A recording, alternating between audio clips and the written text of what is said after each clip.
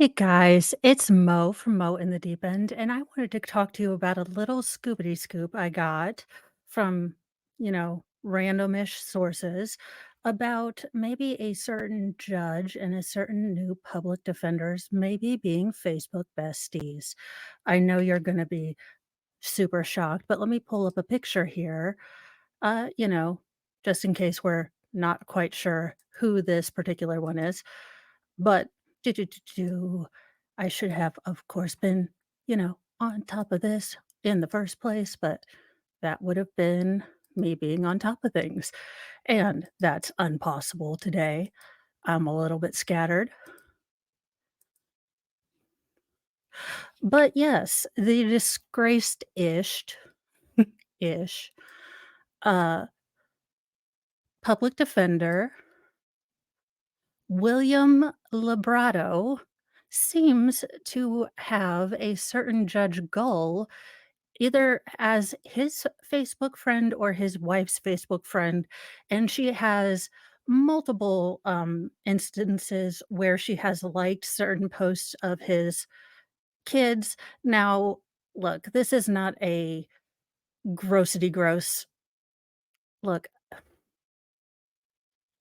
I have evidence of when she has liked his pictures, but they all involve his children, and I am not going to post those because that's gross. I am not stopping any of you guys from looking for evidence of this on Facebook. I do not encourage you, though, to write anything to him. Look, he is still a human being, he is still a person, he still has youngish kids. We shouldn't send anything to him. This is not to send hate to him.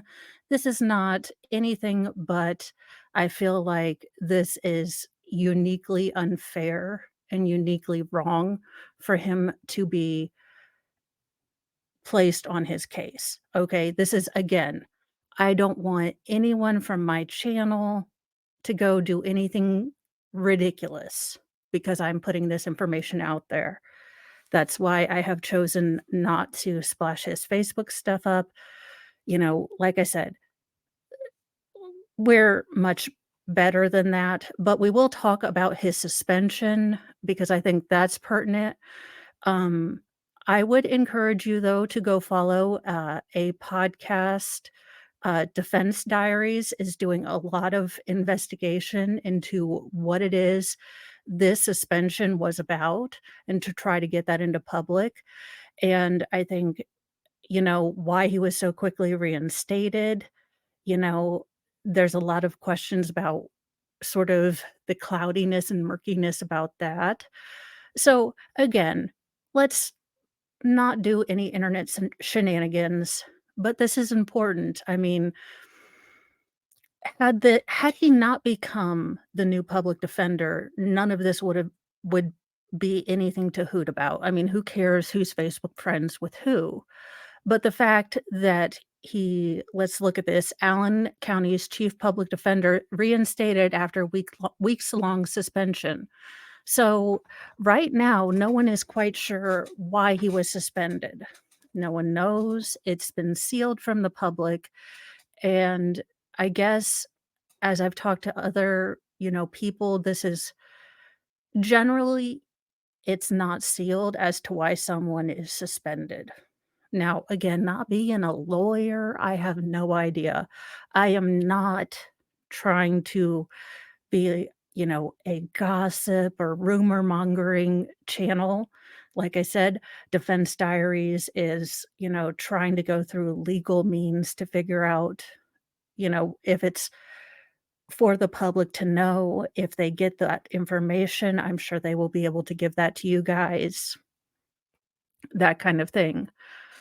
Fort Wayne, Indiana, Allen County Public Defender Board reinstated county's chief public defender Friday following a 2 to 3 week suspension. Specifics as to why William Librato was given the suspension are not yet known. Librato has been the chief public defender since January 2020. His annual salary of $165,000 is on par with what Allen County Sheriff earns.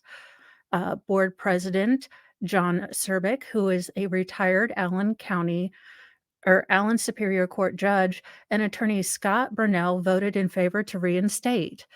Joe Jordan, CEO of the Boys and Girls Club, voted no. So it was a divided board decision. So I don't know the specifics, and hopefully Defense Diaries can get to the bottom of this. But it does paint, again, a less than open system, and this is our problem with this. Again, this guy could be a good guy who just made a mistake. That's not an issue, and this guy could be a good guy who just happens to, interact a lot with the judge, and they just happen to be Facebook friends. This could all be above board, but again, the shroud of secrecy and the shenanigans around this case make all of this look worse. And all of this have been avoided. All of these, things that could be completely innocuous. So again, don't do anything rash. Don't go out in the name of this channel or Richard Allen and do anything redonkulous. All right.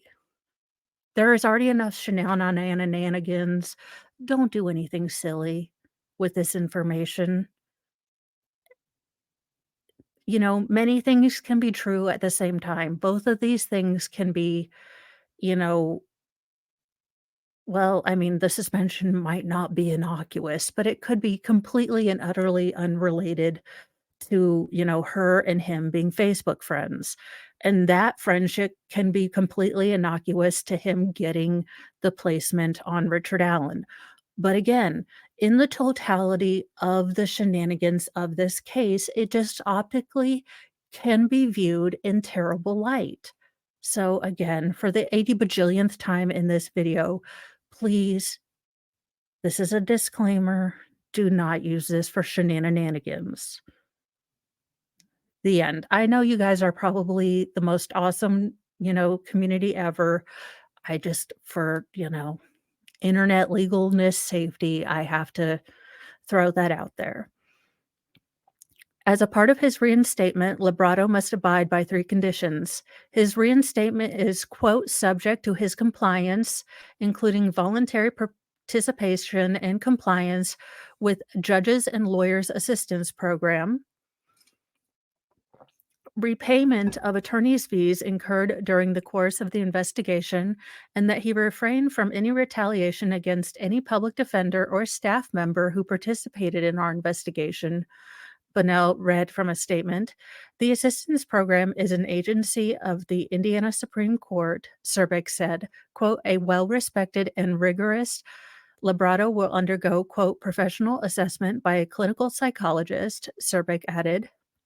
Suspension was not made public because of, quote, Indiana laws, Serbic said, that refer to personal matters after Larry Gist, local NAACP president, asked the question at a public meeting. So it looks like there might be laws surrounding why we can't understand or know what it is that he was suspended for. So the defense diaries might be looking at other things. I don't know, but maybe add them, and that might be another good source of information because, not all other podcasters have 6 kids and somewhat full life of laundry and, other glamorous and wonderful things that they're doing all the time, keeping little people alive so they can do awesome investigations. And I have heard that Defense Diaries is just really good. So, like I said, between this and, a lot of evidence that a Judge Goal is active on his and his wife's Facebook pages, again, these are things that in and of themselves could be fairly innocent. And it's sad that now you do have people that are going to look at these things that could be innocent and start viewing them in terrible lights because of the just absolute disregard for the rights of the public to understand this case. And well, quite frankly, Judge Gull acting like God Empress of her Empress Palpatine of her courtroom and doing things that ha are historic in jurisprudence, honestly. I have talked to several lawyers, and none that I've ever heard have taken an oral withdrawal as, legal precedents. So, as I said, these are just things that have been tipped off to me. Like I said, they in a vacuum, by themselves, they could all be innocuous, but they do add up to something that looks really shady. And like I said, this man could have just made a mistake. He's, working on bettering himself. And unfortunately, other people who report on this might not give him these benefits of the doubt. And I'm not holding myself out there as like a great person because Lord knows use I call people a whole lot of things on the internets.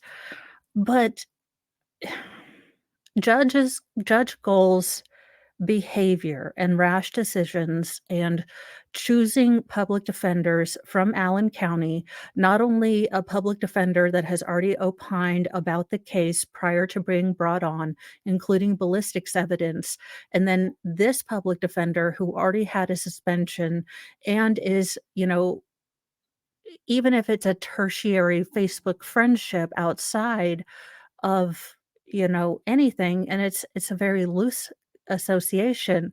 I mean, she has opened these 2 lawyers up to intense scrutiny of favoritism, incestuous ness of the Allen County, court system. It doesn't look good, and her behavior has really not been great in my opinion. But again, as a caveat, not a lawyer person, just a mouthy redhead whose red this time came out super dark, so I'm hoping it'll lighten up, but what are you gonna do?